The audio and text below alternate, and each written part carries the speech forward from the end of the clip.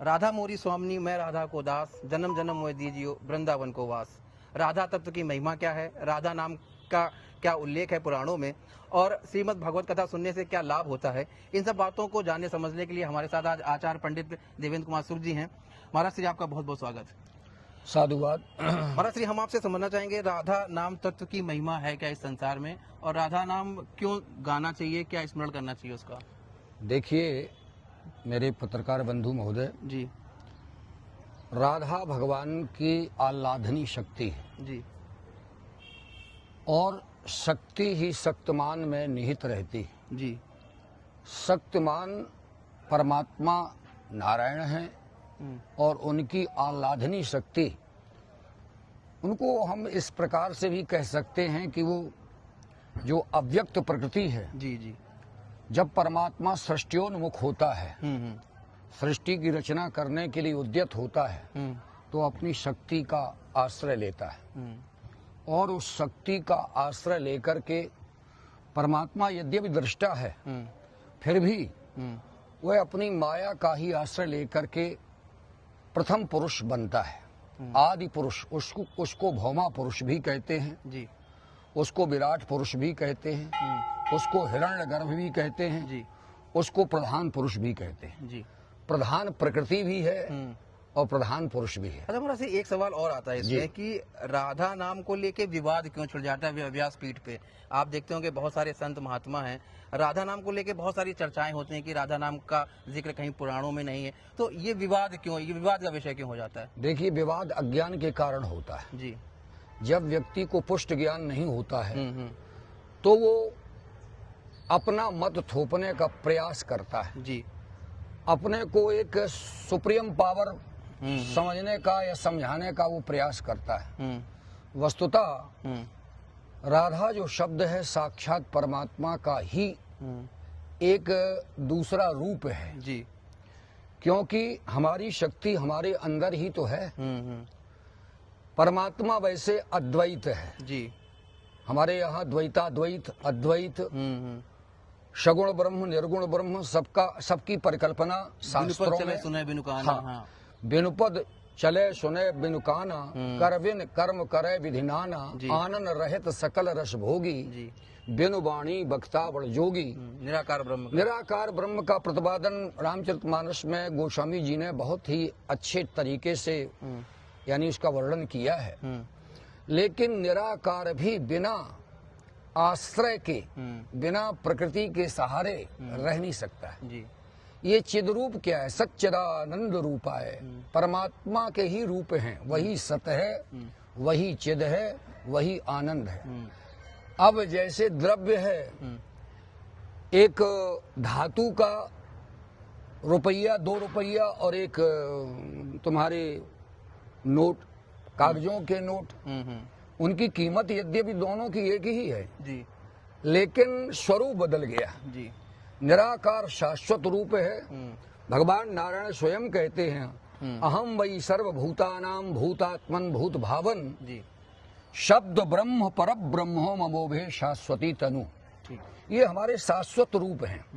शब्द ब्रह्म, अक्षर ब्रह्म भी कहते हैं उसको। आप तो पुरुषों की वाणी ही शब्द ब्रह्म है। अच्छा महाराज, एक सवाल और आता है इसमें, जैसे स्वामी राम भद्राचार्य जी कहते हैं कि व्यासपीठ पे बैठने वाले को संस्कृत का ज्ञान जरूर होना चाहिए, और उनके इस विवाद को लेकर, उनकी इस बात को लेकर बहुत सारे विवाद जो हैं वो समाज में आ जाते हैं। संस्कृत पढ़ना जरूरी क्यों, हम आपसे समझना। देखिए सर, संस्कृत भाषा सर्वासाम भाषाणाम जननी। जी। क्यों जननी? कथम जननी? इसलिए वो सबकी माँ है क्योंकि आदि पुरुष परमात्मा भगवान शिव ने जब देखा कि वेदों का उद्धार कैसे हो, मानव कल्याण कैसे हो, तो भाषा की आवश्यकता पड़ी। जी, जी। इसलिए परमात्मा ने ही, भगवान शिव ने, क्योंकि विद्या कामस्तु गिरिशम, भागवत मध्य 2 स्कंधे श्री शुकाचार्य महोदय परीक्षितम प्रतिकथयति। जी। ये परीक्षित के प्रति कहते हुए कहते हैं कि भाई देखो, ये बिना यानी जो है ज्ञान के कल्याण संभव नहीं। जी। जब तक ज्ञान नहीं होगा तो ये आप्त पुरुष या वेद शास्त्र, उपनिषद ये शब्द आप्त वचन है। इनको हम विशिष्ट विज्ञान भी कहते हैं। और जब तक ज्ञान प्राप्त नहीं होता जीव को, तो अज्ञान में वो डूबा रहता है। उसका ज्ञान अज्ञान के द्वारा आच्छादित कर दिया जाता है, ढक लिया जाता है, और फिर वो अपने हिसाब से परिभाषाएं धर्म की गढ़ने लगता है। अच्छा महाराज, ये भ्रांति हो जाती है। एक सवाल और आपसे समझना है, भक्ति का सरलतम रूप क्या है? अगर कोई भक्ति करना चाहे तो बिल्कुल सरलतम रूप क्या है, कैसे प्रभु को भक्ति का सरलतम रूप है प्रेम जी। भक्ति सूत्रोपनद्धा, भगवान भक्ति रूपी सूत्र में केवल उपनबद्ध किए जा सकते, बांधे जा सकते हैं। श्वेत भगवान को कोई बांध नहीं सकता है। उदात्त श्रेष्ठतम भक्ति और ज्ञान ऊंचे लेवल पर एक ही हो जाता है। अच्छा, एक सवाल और आता है महाराज जी, आज के समाज को हम देखते हुए अगर बात करें तो व्यासपीठ पर बैठे जो भागवताचार्य वो बहुत तरह तरह के टोने टोटके बताते हैं, तो क्या व्यासपीठ पर बैठकर ये सब बातों का जिक्र करना, आप इस चीज को कितने हद तक सही मानते हैं? ये बिल्कुल अनर्गल प्रलाप है। व्यासासन पर बैठ करके केवल शास्त्रोक्त प्रमाण का ही वखान करना चाहिए। शास्त्र वचन, भगवान ने कहा तस्मात् शास्त्रम प्रमाणम च कार्याकार व्यवस्थितो जी। क्या करना चाहिए क्या नहीं करना चाहिए, इसका यानी आदेश कौन देता है, निर्देशन कौन करता है? केवल शास्त्र करते हैं। नहीं, हम आपसे समझ रहे हैं क्या टोने टुटके का कोई महत्व होता ये है? कोई महत्व निरर्थक है, निरर्थक है, व्यर्थ की चीजें हैं। जैसे हम यानी शब्द के साथ में कभी कोई निरर्थक शब्द का प्रयोग कर देते हैं। रोटी वोटी खा लें, अब रोटी ठीक रोटी क्या होती? तो ये सार्थक चीजें हमारे यहाँ यद्यपि सिद्धियों का तो वर्णन है, रिद्धियां सिद्धियां हैं। हनुमान जी के पास भी रिद्धियां सिद्धियां थी जी।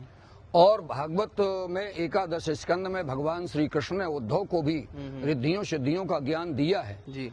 परंतु सिद्धियां सब उसका हेतु एकमात्र परमात्मा है। अच्छा, परमात्मा की भक्ति के द्वारा सब सिद्ध किया जा सकता है। यद्यपि सिद्धियां हैं जी, लेकिन ये टोना टुटका ये होते ये सब कल्पित है, इनका कोई मतलब इनका कोई महत्व नहीं। अच्छा, दूसरा महाराज जी एक चीज और समझना चाहेंगे कि भागवत कथा सुनने से क्या लाभ होते हैं लोक में और परलोक में? देखिए, भगवतः प्रोक्तम इति भागवतम, पहले तो यही समझ लेना चाहिए। जी, बिल्कुल बिल्कुल। भागवत है क्या? भागवत किसे कहते हैं? भगवतः अयम इति भागवतम, जो साक्षात नारायण का वांग्मय स्वरूप है उसी को भागवत कहते हैं। और भागवत में भक्ति ज्ञान वैराग्य त्रिवेणी प्रवाहित हुई है। तीन धाराएं जी, कोई भी धारा पकड़ ली जाए, भक्ति योग, ज्ञान योग, कर्म योग जी, तीन योगों का उल्लेख हमारे धर्म शास्त्रों में भी किया गया है, गीता में भी कहा गया है, जो गीता उपनिषदों का सार है जी। और भागवत जी में इन तीनों यानी पंथों का वृहद निरूपण भगवान योगी राज कृष्ण ने उद्धव के प्रति किया है। ठीक, एक हमारा सवाल और आता है कि नाम जप से प्रभु की प्राप्ति हो सकती है, भगवत प्राप्ति का आसान रास्ता क्या है? अनुष्ठान कराए जाए या नाम जप किया जाए या और कोई क्रियाएं हैं जो श्रद्धालु कर सकते हैं? जैसा भगवत प्राप्ति कैसे हो? जैसा आपने प्रश्न किया ऐसा ही जी शुकाचार्य जी महोदय से, जो परमहंस हैं, परमहंसाचार्य हैं जी, उनसे सुखदेव जी ने भी यही, परीक्षित जी ने भी यही प्रश्न किया था जी जी, कि म्रियमाण मनुष्य के लिए क्या करना चाहिए, सर्वोत्तम साधन क्या है जी जी। तो उन्होंने एक ही बात कही कि भगवान की कथा, कथा और कीर्तन, कीर्तनीय सदा हरि। कलयुग के ये दो स्तंभ हैं मुक्ति के। या तो भगवान के चरित्रों को अच्छी तरीके से सुने अथवा भगवान का कीर्तन करे जी। हमारे विद्वज्जनों ने कहा है, मनीषियों ने कहा है, प्रबुद्ध लोगों ने भी कहा है जी कि कीर्तनीय सदा हरि, हरि का हमेशा कीर्तन करते रहो। कलयुग केवल नाम आधारा, कलयुग केवल नाम आधारा, सुमिर सुमिर नर उतरहि पारा, नहीं कलि करम न भगत विवेकु, राम नाम अविलंबनेकु। राम नाम का भाई देखिए, कलयुग में प्रायः सबकी बुद्धि मंद प्रतिदिन बढ़ती चली जा रही, दिन प्रतिदिन। हम ना तो कर्मकांड जानते हैं, ना तप करना जानते हैं, ना जप करना जानते हैं। इसलिए कलयुग की जनता का उद्धार कैसे हो? व्यास जी ने, महामनीषियों ने ये चिंतन किया, परमात्मा ने चिंतन किया। 3 बार वेद पुराण शास्त्रों इतिहासों का अनुशीलन करके, 3 बार, एक बार नहीं, कोई चीज छूटने न पाए, तब भागवत ग्रंथ की रचना नारायण के द्वारा की गई। भागवत साक्षात मुक्ति का द्वार है। मुक्ति द्वार मपा व्रतम। जी। और मुक्ति का द्वार ये मानव शरीर भी है। ये मानव शरीर बार बार मिलने वाला नहीं, बड़े भाग्य मानुष तन पावा। रामचरितमानस ये मंत्र है। जी। गोस्वामी जी आप तो पुरुष हैं, उन्होंने भगवत कृपा से, गोस्वामी जी कोई साधारण व्यक्ति नहीं थे, ये साक्षात यानी वाल्मीकि जी के ही अवतार है। जी जी। उन्होंने जो अनुभव गम्य चीजें लिखी हैं वो यथार्थ हैं, धरातल पर सत्य घटित हो रही हैं। अच्छा महाराज जी, एक सवाल और आपसे, आप संस्कृत महाविद्यालय में प्रवक्ता हैं, जरा परिचय बताइए किस संस्कृत महाविद्यालय में आप हैं? देखिए, हम ग्वालियर जनपद में, ग्वालियर जिले में, और एक डबरा तहसील है जो ग्वालियर की ही प्रमुख तहसील है जी, उसमें राजकीय इंटर कॉलेज में मैं प्रवक्ता हूँ और उसी में पढ़ा रहा हूँ। अब हमारे लगभग सेवानिवृत्ति का काल आ गया है। अच्छा, एक चीज महाराज जी और समझना चाहेंगे, संस्कृत भाषा को लेके जो उत्साह होना चाहिए था बच्चों के अंदर, वो उत्साह आजकल नहीं, इसके मुख्य कारण क्या? इसका मुख्य कारण, जब कोई भाषा रोजगार उन्मुखी होती है तो सब लोग उसको पढ़ने का प्रयास करते हैं। नहीं होती है या बनाया नहीं गया, संस्कृत को हमने रोजगार मुखी बनाया ही नहीं, ऐसा कुछ रहा। जब विदेशों में हमारे संस्कृति की मांग उठने लगती है तब हमारी सरकार जागती है, उदासीन हो जाती है। संस्कृत भाषा यदि मानव मात्र को और पूरे भारतीय लोगों को पढ़ाई जाए, ये आतंकवाद, ये कलह सब अपने आप मिट जाएगा। सर्वे भवन्तु सुखिनः, सर्वे भवन्तु सुखिनः, सर्वे सन्तु निरामयाः, सर्वे भद्राणि पश्यन्तु माँ कश्चित् दुःख भाग् भवेत्। इसकी प्रकरण संस्कृत ये केवल हमारे मनीषियों ने, हमारे सनातन धर्म में ही केवल उल्लेख है, कहीं भी नहीं मिलेगा। अन्य धर्म तो दूसरे को विखंडित करने का प्रयास करते हैं। अच्छा महाराज जी, एक और समझ जाएंगे, संस्कृत महाविद्यालयों की स्थिति अपेक्षाकृत उतनी अच्छी नहीं है जितने और सारे, इसका क्या कारण है? उसका कारण ये है कि हमने मूल कारण है, जब विद्यार्थी तभी पढ़ते हैं उस भाषा को जब रोजगार मिलता है, और जब रोजगार नहीं मिलता है तो उसके प्रति उदासीनता हो जाती है। आज संस्कृत भाषा को पंडितों की भाषा केवल मानी गई, जबकि पंडितों की भाषा नहीं, ये विश्व की भाषा है। बड़े बड़े अंग्रेजों ने कहा यदि संस्कृत कहीं काश विश्व की भाषा होती तो ये विश्व कितना सुंदर होता। आपका इतना सारा अनुभव महाराज जी, तो हम ये समझना चाहेंगे संस्कृत भाषा के उत्थान के लिए, उत्थान क्या होगा संस्कृत भाषा के प्रसार के लिए, भाषा के प्रसार के लिए क्या क्या पहल होनी चाहिए सरकार की तरफ से और समाज की तरफ से? देखिए, जब तक समाज जागृत नहीं होगा तब तक किसी चीज का उत्थान होता नहीं। तो वो जागरण होगा कैसे? वो इसीलिए होगा, उसमें हम जो संस्कृतानुरागी हैं उनको भी आगे आना पड़ेगा जी, उसके महत्व को बताना पड़ेगा।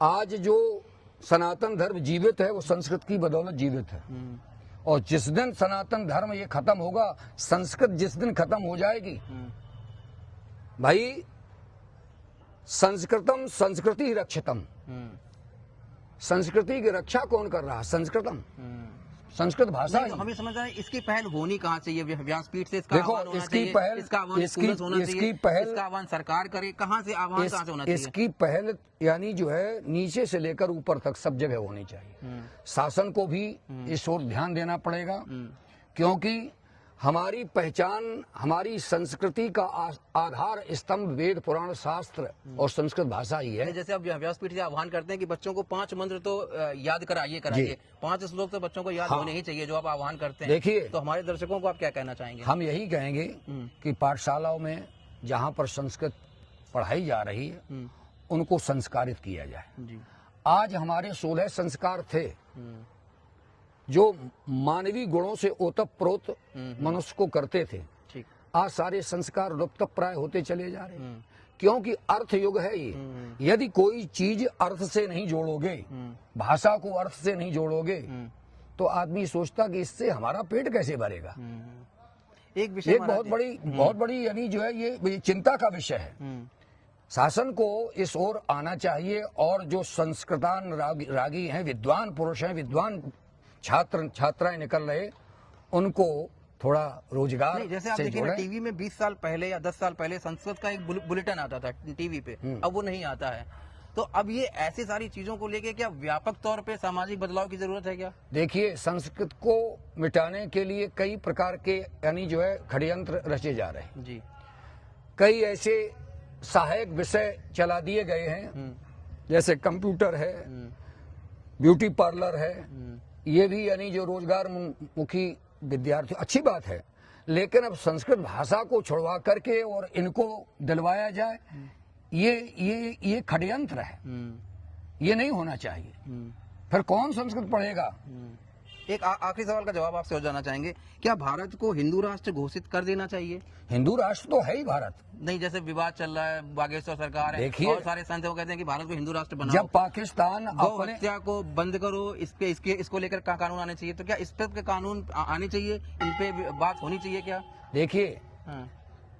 यद्यपि भगवान का अवतार ही ब्राह्मण, गौ और धर्म की रक्षा के लिए होता है, गौ की रक्षा होनी चाहिए, लेकिन उस रक्षा के हम पोषक नहीं है कि बेचारी रोज घुट-घुट के मरे भूखों। इससे तो एक बार कट जाए तो ज्यादा अच्छा है। एक ही बार तो कष्ट होगा उसको। भूखों मर रही हैं, प्यासों मर रही हैं, तड़प रही हैं, टकरा करके मारी जा रही। इस ओर शासन को ध्यान देना चाहिए, समाज को। इसके लिए किसान दोषी सबसे बड़ा है। अरे तुमने दूध खा करके उनको छोड़ दिया और फिर तुम ही रो रहे कि यानी शासन व्यवस्था करे। भाई तुम्हारा वो अंग है, गोधन गजधन बाजधन और रतन धन खान, जब आवे संतोष धन सब धन धूल समान, ये धन माना जाता था। आज मशीनरी युग में ट्रैक्टर विकसित हो जाने के कारण बैलों की कीमत खत्म हो गई। बैल को धर्म माना जाता था। नहीं, उसका विकल्प नहीं तलाशा गया। हम आपसे यही समझना चाह रहे थे कि जब आप कहते हैं विप्रधेनु सूर्य संत हित मनुज अवतार, तो जब इस बात का आप जिक्र करते हैं तो गाय को विकल्प के तौर पर क्यों नहीं बनाया गया कि हमें बस वही है कि गौ को पूजेंगे तो हमें पुण्य लाभ होगा? पुण्य लाभ के अलावा भी कोई एक व्यावसायिक तौर पर विकल्प बनाया जाता है। बिल्कुल, इस ओर शासन ध्यान यद्यप दे रही है, लेकिन जितना देना चाहिए उतना नहीं दे पा रही। भाई गाय का तो मदन मोहन मालवीय जी से प्रश्न किया गया जी कि महाराज दूध किसे कहते हैं, दूध किसका अच्छा है? तो उन्होंने कहा दूध तो भैंस का अच्छा होता है। तो पत्रकार ने प्रश्न कर दिया, महाराज आपके यहाँ तो गौ माता का दूध सबसे श्रेष्ठ माना गया, आप कहते भैंस का दूध अच्छा होता जी। तो उन्होंने कहा गौ माता का दूध नहीं होता, वो तो अमृत होता है, वो दूध नहीं होता है। तो गाय के अंदर सारे पोषक तत्व पाए जाते हैं, स्वर्ण भस्मी भी पाई जाती है, इसीलिए उसका दूध और घी पीला होता है। ये प्राकृतिक रूप से जो शरीर को, बुद्धि को पुष्ट करता है, ज्ञान वर्धक यानी उसका दूध है। लेकिन आज आर्थिक इस समाज ने उसको धन नहीं माना, स्वार्थ के कारण सेवा नहीं करना चाहते। किसानों ने दूध खा करके उसको छोड़ देते हैं और वो बेचारी तड़पती रहती है, कभी उसकी यानी ट्रक द्वारा हत्या हो जाती है, कभी भूखों प्यासों पन्नी खा रही हैं बेचारी, जूठन खा रही हैं। ये गौ की याद। एक महाराज एक सवाल और आता है, साउथ के एक नेता है स्टालिन, वो कहते हैं कि साहब सनातन धर्म जो वो डेंगू मलेरिया इसको खत्म कर देना चाहिए, आप क्या कहेंगे उनको? देखिए, वो मूर्ख है जो कहने वाला है। सारे विश्व में सनातन ही धर्म था। स्वयंभू मनु हमारे प्रथम जिससे मानव बना, हम मनुष्य बने, वो परमात्मा ने ही मानव रूप धारण किया और वहां से मैथुन सृष्टि से संसार चला। सारे संसार में, विश्व में किसी दिन सनातन धर्म ही था। धर्म संसार में केवल एक ही, वो सनातन का मतलब शाश्वत। वेदो अखिलम धर्म मूलम, ये कहा गया है। सारे धर्म का मूल तत्व, जितने भी संसार में धर्म इस समय चल रहे हैं, यद्यप वो धर्म नहीं है, पंथ है जी। धर्म तो केवल सनातन धर्म ही है, शेष सब पंथ हैं। और वो अज्ञान के कारण, अभी हमने आपको बताया था, ये जो रास्ते बने हैं भिन्न भिन्न तरह तरह के, केवल अज्ञान के कारण। जब अज्ञान ज्ञान को ढक लेता है तो व्यक्ति अपनी प्रतिष्ठा को बनाने के लिए अज्ञान का आश्रय लेकर के अपने पंथ चला देते। ठीक, एक सवाल का जवाब और जानना चाहेंगे महाराज जी आपसे। अनिरुद्धाचार्य जी हैं वृंदावन के, वो कहते हैं साहब लड़कियों की जो शादी की उम्र वो 14 साल कर देनी चाहिए, आप इस बात से इत्तेफाक रखते हैं? देखिए, हमारे यहाँ कन्यादान होता था सनातन धर्म। नहीं, विवाह की उम्र का जिक्र कर रहे हैं कि थोड़ा हमको